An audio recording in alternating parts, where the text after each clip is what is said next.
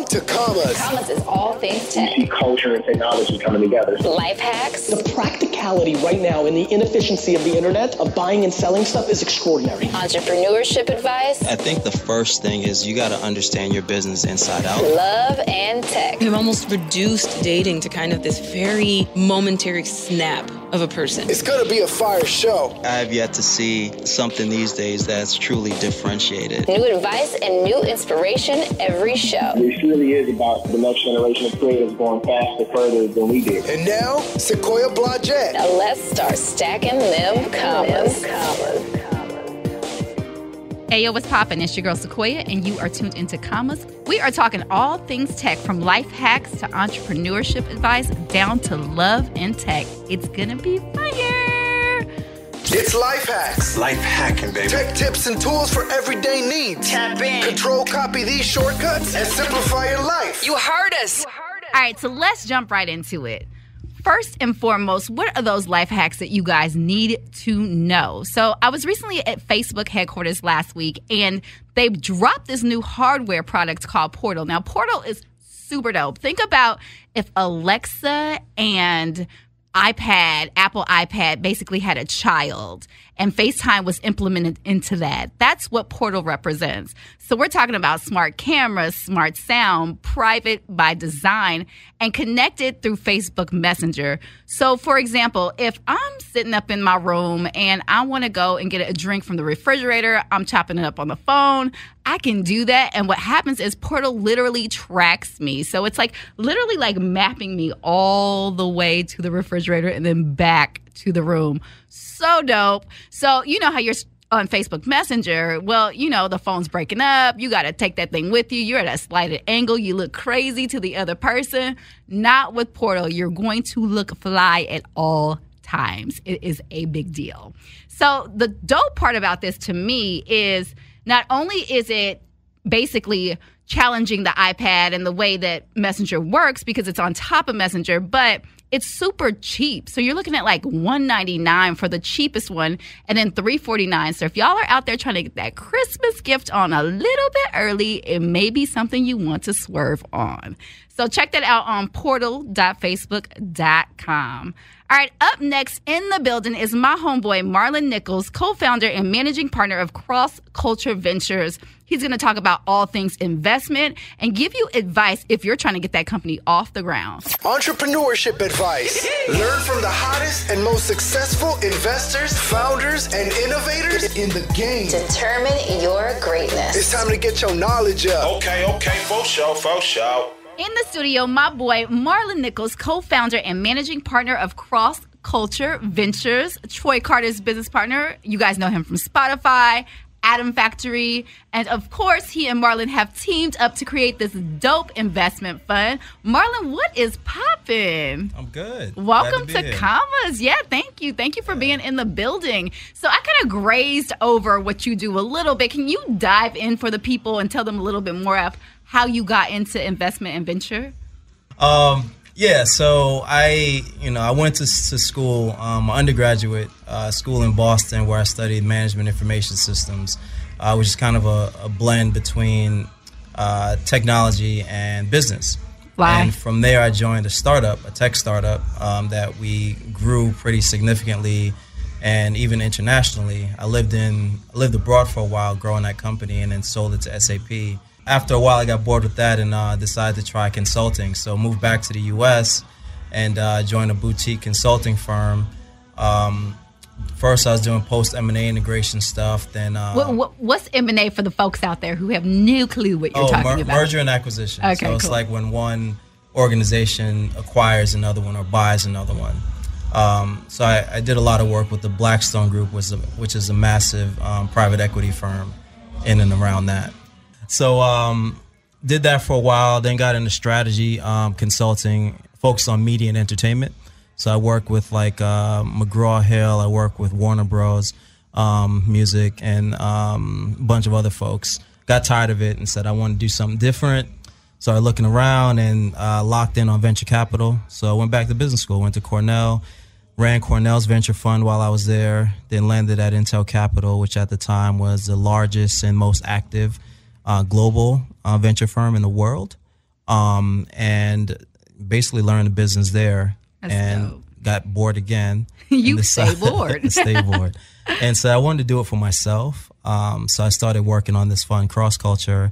One of my investors introduced me to Troy, and we kind of vibed on it and decided to basically take it forward together. That's so sick. I feel like every VC, for whatever reason, has gone through the music industry. Like Arlen Hamilton, Monique Woodard. I feel like that's like a trend. Why do you think that's a thing? I wasn't really in the music industry. I was the tech guy helping them figure out how to use the internet to solve their problems.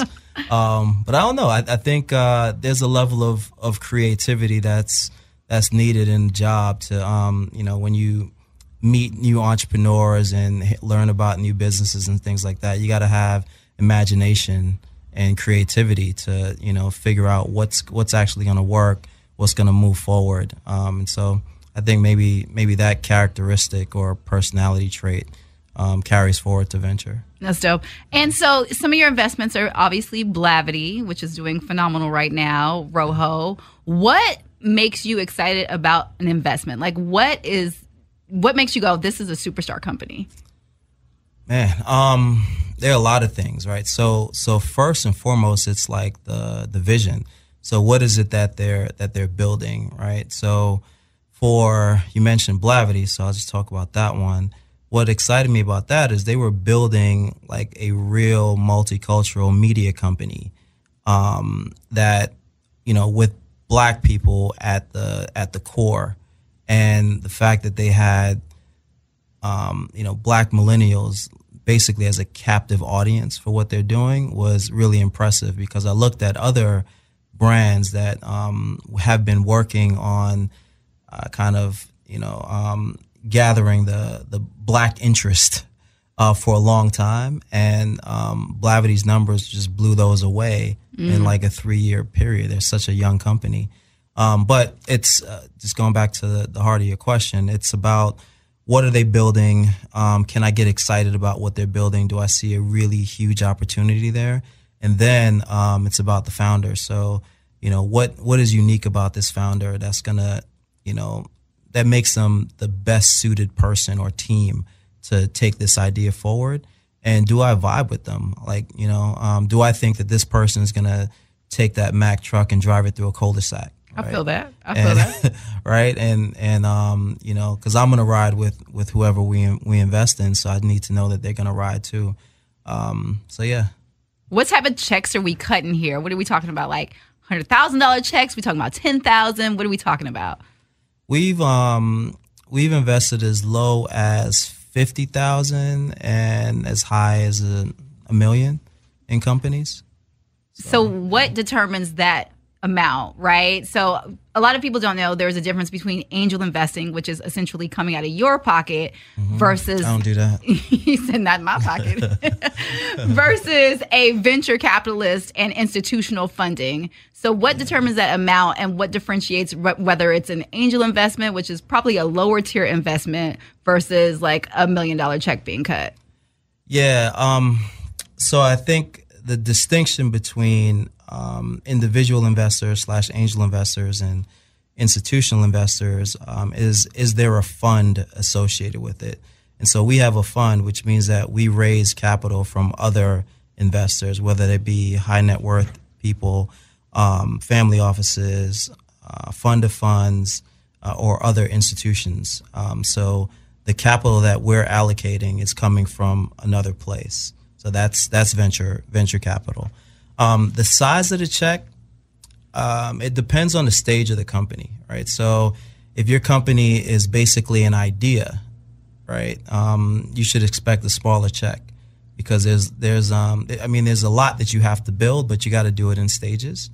And you're probably not ready if you just have an idea to take on a big amount of capital and use it effectively and efficiently and properly. So what you're saying is my T-shirt line that I sold 20 have 20 customers and got it off the ground is not ready for venture investment. Is that the case? No, that's probably not ready for venture investment.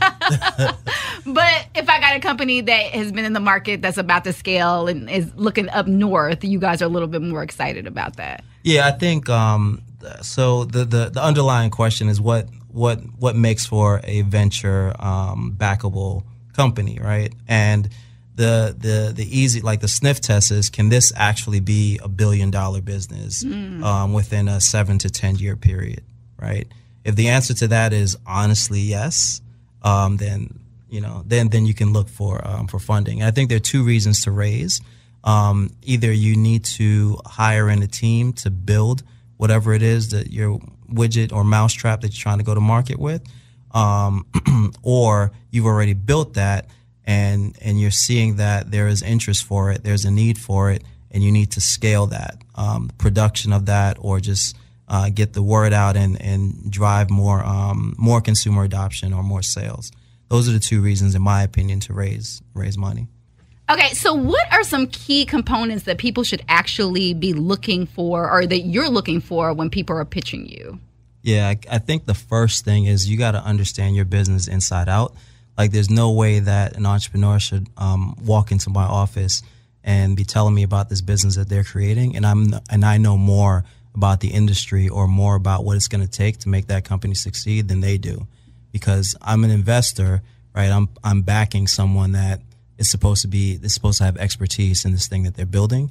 I shouldn't know more than you. I should be able to give you, tangential advice, but I shouldn't be. You got to run the company, not me. So I think that's the top thing. Other than that, I think you got to know your numbers, right? So, if I ask you, for instance, what's your gross margin, and you're fumbling, you don't know. It's like, okay, well, how are you running this? How are you running this business? Do you even understand your business plan and what we're building towards here? The one thing that it kind of annoys me a lot of times with entrepreneurs is I'll ask them a question about who else is in the space. What's your competition look like? And they'll say, we're in this. We don't have competition. Well, that's never true, right? There's always someone out there that's building something either similar, or it could be different today, but it has the potential to move into what you're doing. So I got to feel like you've given this some thought, because competition is going to come from everywhere, and that's make or break for a lot of businesses. Okay. All right. I feel it. So let's put these skill sets to the test. I'm going to give you guys the opportunity to pitch to Marlon Nichols. So let's take our first caller. Caller, you're on the air. First and foremost, I want to thank you for allowing me to come on and pitch to such a venerable, investor like Marlon. And my pitch is really simple. I'm very new to this world of trying to create an internet company. And I've been on the social media kind of like internet dating scene, and all these websites are really, really whack because they take all this information from me. And when I look at who they're matching me up with, I'm like, did you actually look at the information that I'm putting in there? You're matching me up with people that I will have no connection with outside of we both like going to the movies. For me, when I look at pursuing relationships, I'm trying to find someone that I am equally yoked with. Taking it back to the spiritual tenets of finding someone who I can pull and grow and build with. And that is my company, Equally Yoked. And I'm wondering, is there even room for yet another internet or social media kind of dating site that can actually congregate and compile real information? We both like boxing. Maybe we both may not like boxing, but we both are into sports. We are both, upperly mobile, all types of metadata that can actually maybe find someone that I can connect with. And is this something even worth your time investing in? It sounds like Soul Swipe. Marlon, what's your feedback? It sounds like 120 other companies that exist out there. FarmersOnly.com. Farmers Only. It's all these different, Christians Only. I don't know. Like Christian Mingle. Yeah, it's like a dating site is a dating site. I have yet to see something these days that's truly differentiated. I mean, Match and those guys, they've done a great job of cobbling up everything that pops up. It's a pretty saturated market in my opinion, And, frankly, the things that get me excited are net new. So I'm not usually into the new, better mousetrap. I'm into that new market creation, right? Let's build something that hasn't been built before. Let's tackle some problems that have not yet been addressed. Let's go after those. Damn, so I'm stuck on Plenty of Fish. Thank you very much. But let me ask you, is this something that you've already brought to market, or are you playing with in your mind? Have you tested it with users? Like, where are you at with this? I've just really been going around asking my friends on social media who I know are, looking for love in all the wrong places on all these millions of websites, what it is that they're missing, what it is that they're not finding. I've met 2 or 3 people who've like, oh no, I met my wife there. And I'm like, okay, great. But when I really start looking at what's missing, for me, it was about tapping into what's missing in everything. And I just thought to myself, if I sit long and hard enough, I'll find the thing that I'm missing personally. There's got to be a number of people that feel the same. So I thought, let's capitalize on that. You know what? You sound really passionate about this. And while this is not an investment for me, that in no way means that you should stop building towards your dream. It may not be venture fundable or backable, but there's no reason why you can't take steps to create a business, and it could end up being a very lucrative business for you, just not a great one for me. I think that's a super dope point, though, because a lot of people will pitch and you may not be the right investor, or it may not be venture backable, right? But that doesn't mean it's not a great, viable business. Like, you can make a couple million off of this. It doesn't necessarily mean you're going to be the $1 billion exit like a Facebook, but, it may not be a venture backable company. So that's something to keep in mind, too, I would say. I mean, I would take that if I built a business that was generating like, $1 million in revenue a year, with a 80% margins, right? Taking home 800 grand a year. That's not bad, right? Especially if you own all of that. So I feel blessed. Well, thank you so much for calling in. And Marlon, thank you so much for hanging out with us in the Commas Club. When we come back, we've got Dr. Peace Amadi, the founder of the Pink Couch, who's going to tell us how she feels when it comes to today's generation and finding that mobile love. Yo. Love, life, and tech. With Sequoia Blodgett. Just part of our culture. Because balance is real between the swipe culture, mental health, personal growth, career, and just about everything in between. Just keeping it real. It's a lifestyle. Incredible vibes, incredible people. Love, life, and tech. What's up? We are back with Love and Tech with Dr. Peace Amadi, the founder of the Pink Couch, a digital community that challenges women to get to the heart of the matter in their pursuit of love, happiness, and success. Welcome to the Commas Club, Dr. Peace. How's it going? Hey, girl. What's poppin'? Everything, girl. I feel it. Okay, so I want to jump right into this. Microwavable love seems to be a theme these days. What do you think the psychology is behind swiping, and why is it so easy for people to be disposable? Okay, first of all, that's a really big question. There's so many different theories that are out there to try and help us understand what is going on behind online dating in the first place. One thing that I think is worth paying attention to is just the basic psychology of attraction. So it doesn't take long to become attracted to someone, but there are some major factors, some major determinants. So proximity, physical attractiveness, and similarity. So when you're swiping, whether it be Tinder or Bumble or whatever it is it may be, you're subconsciously using these things. Proximity is a little bit thrown out the window because you're not really focused on how close these people are to you, and that setting has probably already been set given the app that you're on.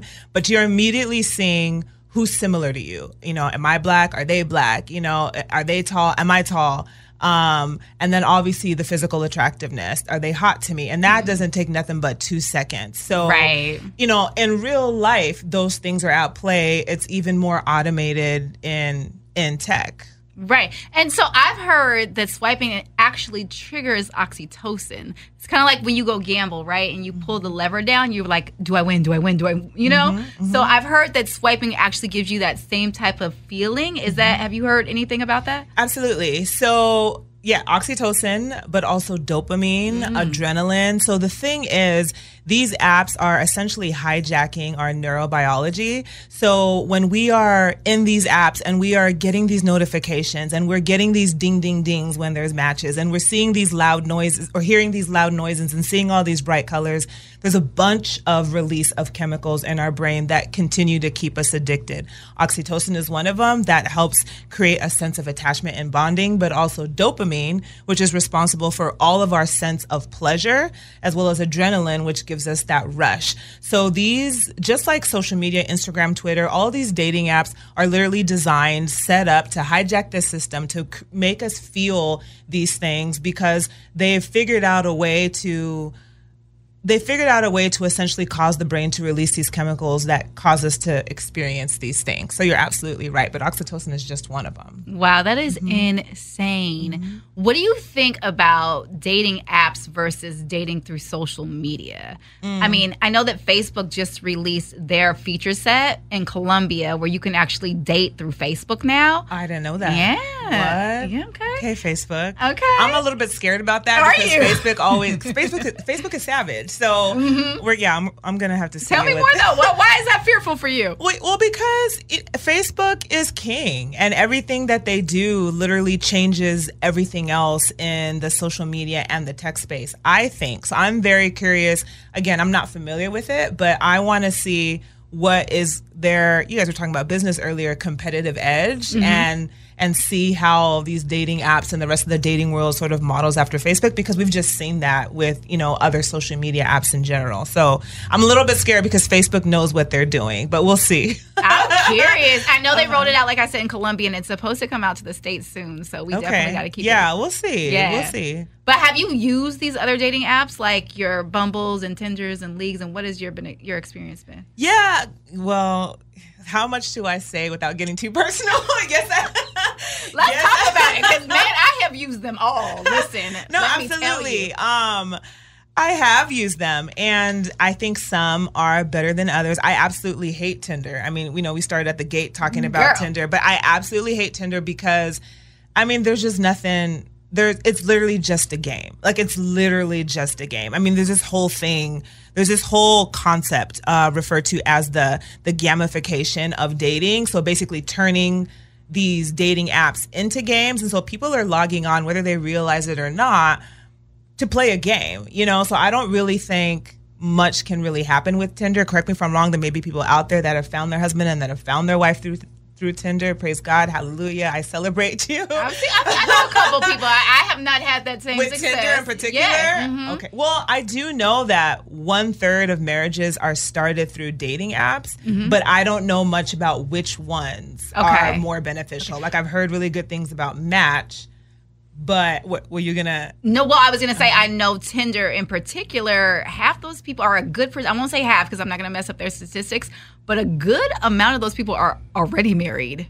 Ooh. Yeah, there's that part. So we really got to look into exactly where those stats come from. Yeah, exactly. I can see where you have both sides going on, right? Yeah, but I think any dating app that feels and is set up to look more like a video game are going to be the worst ones for actually finding love. Again, it's all about what do you want? Like, what are you trying to gain here? I mean, if you want to hook up, then, there's a lot of apps that'll help you do that. But if you're really trying to find a deep connection, I think you're going to have to spend more time on those apps that are really creating the space for conversation and that are really creating that match based off of knowing something a little bit more than how somebody looks.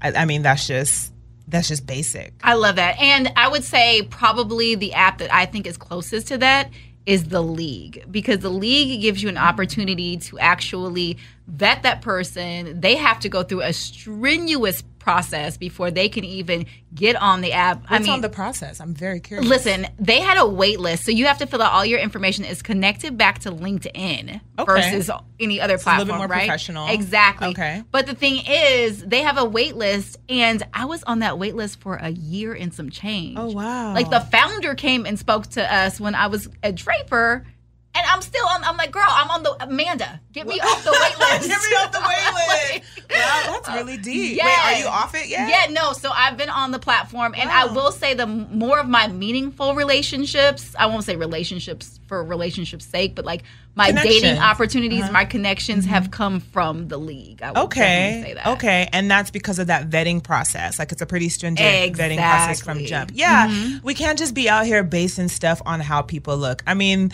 I can go into a whole conversation about how deceiving that is in the first place. Again, if you want to do a hookup, if all you want is a hookup, then cool, you know? But if you're really looking for a real connection, you're really that space is gonna have to be created for actually connecting with someone outside of how they look. What is that age-old phrase, like, looks will get you to the door? What is it? Looks will get you through the door, but personality will get keep you there in the house. Something like that. Something deep. It's deeper than I said it, but you know what I mean. Keep you there. We don't know that. Yeah. I feel that.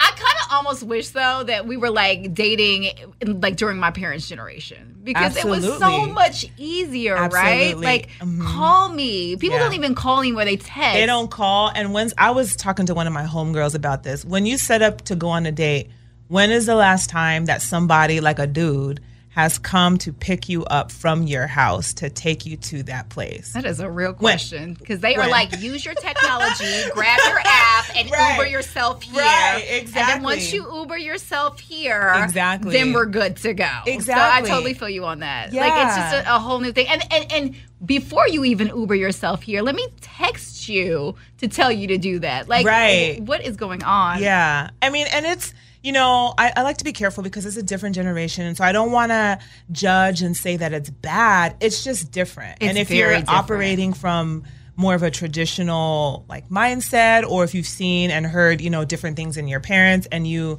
thought that was romantic and you want that, it's a little harder to find. And so I don't want to like judge and say, if you're not picking a girl up from her home, you know, you're a whack ass dude. But you know what I mean? It's you whack. It's just different. It's just different. And we have to keep up with the times if we want to connect with people with how they're connecting with people now. I 100% agree with that. Well, you know, I kind of wish that if I would have known this 15 years ago, I probably wouldn't be swiping today, right? Real life. Real life. All right. Well, thank you so much, Dr. Peace, for rolling through the Commas Club. And absolutely loved having you in the building. Check her out on The Blend, her new show on Facebook. And where else can people find you if they can find me on Instagram, Pink Couch Girl. That'll take you to everything else. Perfect. So I'll see you there. Hey, what's up, you guys? I was scrolling through the App Store and I came across an app that I got a little too excited about. Truth or Dare. So I'm about to roll up to Jay Ellis's restaurant. You guys know him from Insecure as Lawrence, and get him to play with me. So what I want to talk about today is technology. I know your character hones in on technology. You were thinking about creating an app on the show when you got to that, you know, that breaking point. Yeah. Making a decision. Yeah. Oh, and Meridian is a good company too. I mean, they do a few things backwards, but well, that's why they got you though, to fix they shit. Yeah. Yo, it just made me think about what I was doing with my app. I mean, I'm way more ahead in developing than they are, and they're an actual company. Okay. And so what does that mean? Maybe I shouldn't take this job. I should get Woot Woot off the ground instead. Wait, what? So we're going to dive a little bit more into that, yeah? Okay, so first question for you is, what is your favorite app?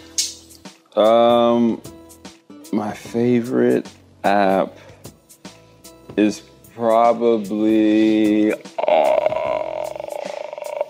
I don't know. What do I do every single morning? Maybe the CNN app? Oh, that's good. Boring. You thought I was going to say like Snapchat or no, Instagram. That's good. No, CNN is good. You got to stay informed, right? You got to stay informed. Although you can get a lot of news from Instagram and Twitter nowadays. Yeah, you can. A lot of news. But my favorite is probably, I wake up every morning, one of the first things I do is look at CNN. I look at CNN and the LA Times, so like the two first things I do.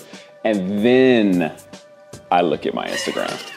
I like that. Strategic. And then my Twitter. And then my Snapchat. Strategic. And then my Facebook. I won't lie about that. But yeah. I feel it. Okay. So, with that being said, now we know that your favorite app is CNN. So let's have a little bit of fun. Okay. I downloaded an app. Actually went through the App Store this morning and was like, what is the top app in the App Store? What's the top app? Truth or Dare? Of course it is. Like, of course who'd have thunk it? Of course it is. So I downloaded. You know why? Because it's a bunch of teenagers with phones now. Truth. A bunch of 12 and 13-year-olds with phones. And I'm not upset that you have them. I'm jealous you have them because I didn't have one when I was 12 and 13. You can do everything now. Okay, so you down to play? Yeah, let's do it. All right, let's do it. Okay. All right, so here we go. Boom. All right. Who goes first? You or you? You. Okay. Oh, okay. Yeah. It's your interview. You know what I mean? You're leading this ship. Throw it on me. You know what I mean? And the lady always goes first. You know? Okay. And beauty before age. It's just so many reasons why it should be really? you. Yeah. Okay. I'm going with Dare. Oh, free skip. You cheated. You cheated. I'll go with Truth. Okay. What would you do if you could stop time? So let's just make sure we're on the same page. So I can stop everything. Like the world stops spinning and I can do anything that I want to do. Okay. Okay, first, I'm going to go to the White House and see what the hell is really going on. I love it. I just want to know because it just seems like right. So I really want to know what's happening. Okay. So that's one. Two, after that, I feel like I would be so stressed out that I would need a vacation. So I would probably go chill on the beach somewhere in Thailand. Okay. And then three, when I got done with that, I would probably go up north and go to Cupertino and see what Apple is innovating next. Nice. So I can copy it, steal it, and try to do my own thing and beat them to market. All right. Yeah. I'm going to go with Truth. Who in the group do you find most attractive? Well, the group is us. Who in the group do you find most attractive is the question. Well. Me, of course. No. It works. I told you, beauty before age. It works. I told you. I told you. No, don't come. No, you can't come back to me now. I get stepped on a lot. You know, as character, as human. I'm joking. As Truth or Dare player. It's Jay. No, you know what? Let's just Okay, go. Dare. Okay. Put an ice cube down your pants and keep it there until it melts. Unfortunately, we don't have ice cubes. Yeah, the restaurant doesn't have ice. Can you believe a restaurant that doesn't have ice? That sucks. Truth. Truth. What color is your underwear? Blue. It's all right. Blue. Yep. Blue. Yep. Blue. I'm wearing blue underwear. Certified. Okay. 2 more questions. I'm gonna go with Dare. Oh my God! Call a random number and ask what they're doing. Let's do it. Let's do this. That's hilarious. Let's do this. Okay. So, wait. Super random. Or, super random? Or I pick. Are you okay? Like I'll just scroll through your recent call log and just click. All right, do that. Okay. Here we go. Phone, recents. Don't be trying to. No influence here. Oh my gosh, that's so embarrassing. You can't see who it is. I hope they don't answer. You can't see who it is. I hope they do answer. She be like my grandmother. Can you hear this? Okay, here we go. I want to make sure they can hear it on the microphone. Oh, don't answer. Come on. Come through. In the clutch. Come through. Come on. Who'd you call? If they're not answering. Your grandma's letting me down. Your grandmother's letting me down right now. Hey, hold on. Hi, this is Doreen. Oh, come on, man. So, Grandma came through in the clutch for you. She did. For you. Okay, fine. All right. Do we do another one? Nah, let's go to the next one. Next one. Okay. All right, go. Dare. Dance to a song of the group's choosing. The group is me. Okay, what are you dancing to? You're going to dance. But what if I'm a really bad dancer? You chose Dare. But I didn't choose it. You're gonna dance to. The thing set me up. No. Bruno Mars. 24 Magic. I mean, I don't know what I'm gonna do, but. Okay, you ready?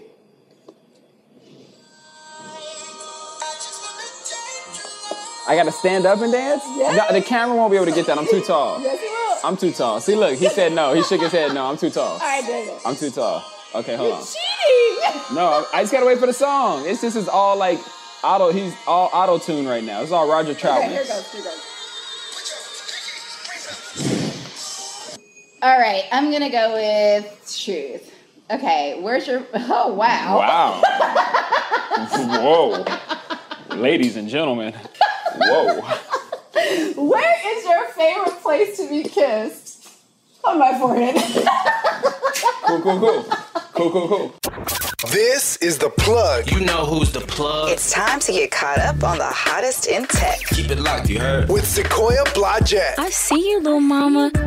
Podcasts are all the rage right now. Everybody's doing it. So Google has created Google's Podcast Creator Program, and they want to empower and train underrepresented voices through an accelerator program, educate a global community with free tools, and showcase participants' work as a model for others. PRX, alongside a global advisory committee, will select teams to receive mentorship, seed funding, and an intensive 20-week training. Applications will be accepted from around the globe. For all podcast enthusiasts that want to learn more about what it takes to create a podcast but are not yet ready to apply to the program, PRX will draw on its learnings from the program to develop a series of broadly accessible podcasting 101 videos in multiple languages as well. You can learn more about and apply to the program by Googling Google Podcast Creator Program. Applications are due December 2nd, 2018. That's all for now. Thanks for tuning in. Make sure you hit us on our gram at Commas the Series, and we will see you next week. Now let's start stacking them commas.